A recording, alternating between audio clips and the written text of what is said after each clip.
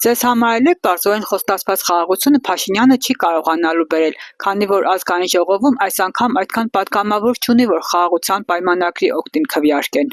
Որ կարողանար միջև մերել էր։ Էնի Թուրքի գերիա։ Ուրիշ ոչ մի բան։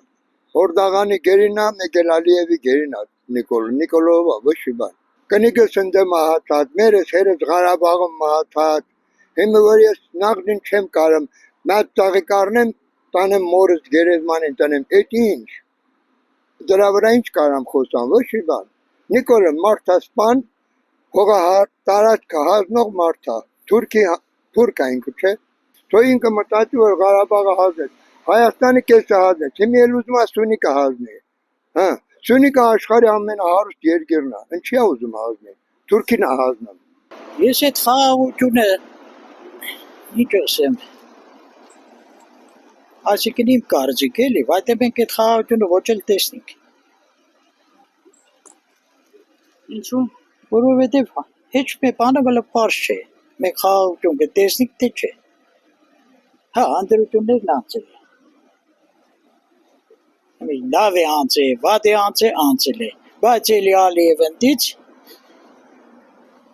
ինչ-որ կան նույն ձևով պատասխանում են, նույն ձևով իշնոր պետն է,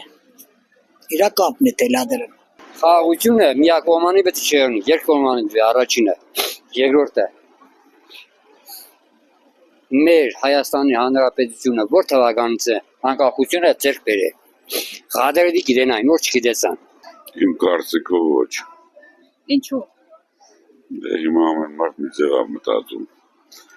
Ես մտածում եմ ոչ, խաղաղությունը չեն մուրում։ Խաղաղությունը հավասար դիրքերից է խոսում։ Մուրալով ոչ մի բան չեն տալի, կամ տալիս են հետո են վերցնում։